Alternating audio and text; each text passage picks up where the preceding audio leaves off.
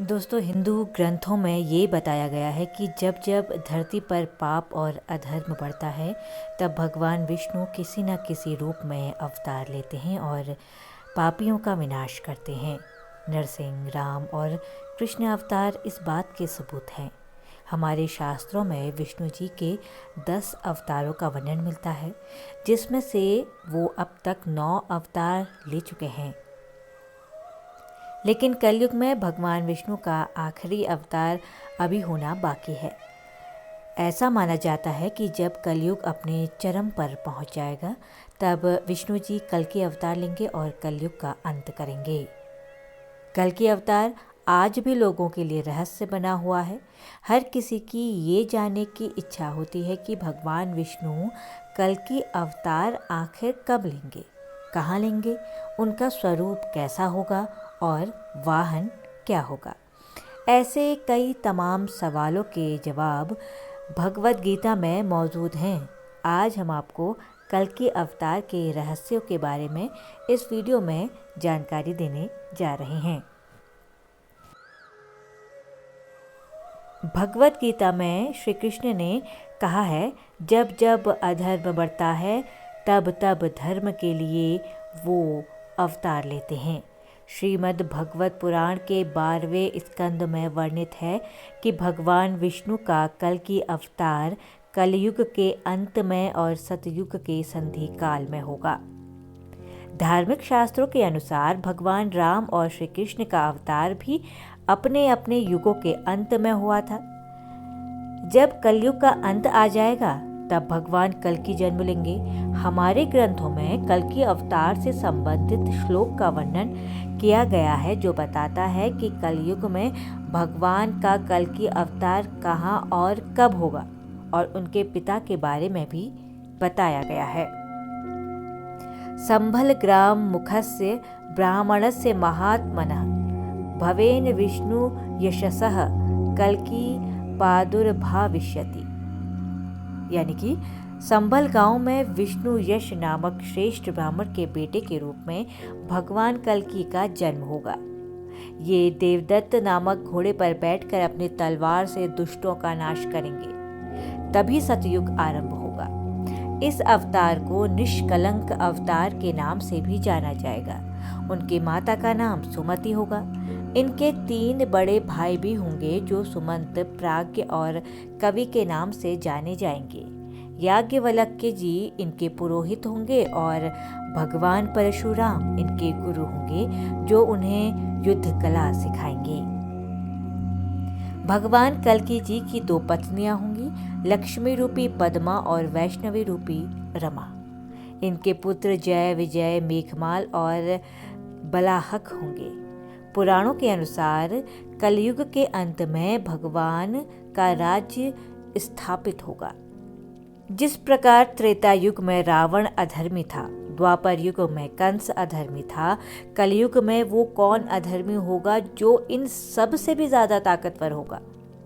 वो इतना शक्तिशाली होगा जिसको मारने के लिए कल की अवतार हनुमान और परशुराम जी जैसे महान योद्धाओं को एक साथ आना पड़ेगा। वो कल्कि पुरुष जो देवताओं के बराबर शक्तिशाली हो जाएगा। जब समुद्र मंथन हुआ तो उससे विष निकला, तो भगवान शिव ने उसे पी लिया था। तभी उसकी कुछ बूंदें नीचे गिर गई, जिससे कलि पुरुष का जन्म हुआ था और समय के साथ ये और भी शक्तिशाली होता गया। ये इंसानों के अंदर भी घुस सकता है और उन्हें बुराइयों में ढकेल सकता है। ये समय के साथ भौतिक रूप भी लेगा, जिससे ये और शक्तिशाली होता जाएगा। भगवान कल्कि हनुमान जी और परशुराम जी के साथ मिलकर इसका अंत करेंगे।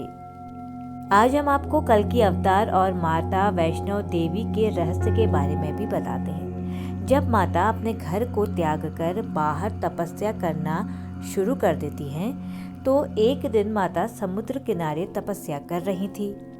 तभी माता सीता की खोज करते प्रभु श्री राम को माता ने देख लिया। वो ये पहचान गई कि प्रभु श्री राम भगवान विष्णु जी के अवतार हैं। वो भगवान राम जी के पास गई और उनसे कहने लगी कि मुझसे विवाह कर ले। भगवान राम ने कहा, मैं तुम्हारी पूजा से प्रसन्न हूँ, लेकिन ये समय अभी ठीक नहीं है। अब से तुम्हारा नाम वैष्णवी होगा। मैं वनवास के बाद तुम्हारे पास ज़रूर आऊँगा। अगर तुम मुझे पहचान गई तो मैं तुम्हारी इच्छा को ज़रूर पूरा करूँगा। काफ़ी समय के बाद एक वृद्ध व्यक्ति वैष्णवी माता के पास आया, लेकिन माता ने पहचानने में देरी कर दी। तभी प्रभु श्री राम ने कहा, अब जब मैं कल्कि अवतार में जन्म लूँगा तभी तुमसे विवाह कर पाऊँगा। दोस्तों, हिंदू धर्म में कई चिरंजीवियों का वर्णन देखने को मिलता है जो कलयुग के अंत तक धरती पर ही रहेंगे और कहीं ना कहीं अपने उद्धार की प्रतीक्षा कर रहे हैं कि भगवान का कल्कि अवतार होगा और हमें जन्म से मुक्ति मिलेगी, हमारा उद्धार होगा। जिनमें कुछ अमर हैं तो कुछ शाप के कारण यहीं धरती पर है। आज हम आपको उनके बारे में भी बताएंगे जो कल्कि अवतार का इंतज़ार कर रहे हैं। सबसे पहले हैं मार्कंडेय जी। इनका जीवन केवल 16 वर्ष का था, लेकिन शिव जी के परम भक्त थे। जब यमराज उन्हें लेने आए तो मार्कंडेय शिवलिंग से लिपट गए। शिव जी ने अपने भक्त को बचाने के लिए यमराज से युद्ध किया और उनको हरा दिया। फिर उन्हें महामृत्युंजय मंत्र मिला। ये महामृत्युंजय मंत्र से कल्कि अवतार के युद्ध में मदद करेंगे। दूसरे नंबर पे है अश्वत्थामा। अश्वत्थामा आज भी जिंदा है। महाभारत में अपने पिता की मृत्यु का बदला लेने के लिए अश्वत्थामा ने पांडवों पर रात में हमला किया। अश्वत्थामा ने बड़े बड़े अस्त्रों का प्रयोग किया था। तभी श्री कृष्ण ने अश्वत्थामा को कलयुग के अंत तक जीवित रहने का श्राप दिया था। कई लोगों द्वारा उन्हें देखे जाने की भी बात कही गई है। कल्कि अवतार के साथ युद्ध में भाग लेने से वो इस शाप से मुक्ति पा सकेंगे। कृपाचार्य। कृपाचार्य जी को ब्रह्मा का चौथा अवतार मानते हैं। भीष्म पितामह ने महाभारत में कहा था, कृपाचार्य अकेले 60,000 लोगों से युद्ध कर सकते हैं। वो सप्त ऋषियों में से एक हैं जो महाभारत के बाद ध्यान मुद्रा में चले गए थे। जो कल्कि अवतार के समय ध्यान से बाहर आएंगे तभी वो देह त्याग करेंगे। परशुराम। परशुराम जी को 7 चिरंजीवियों में से एक माना जाता है। उन्होंने अपनी शक्तियों का गलत उपयोग करने वाले क्षत्रियों का विनाश कर दिया था।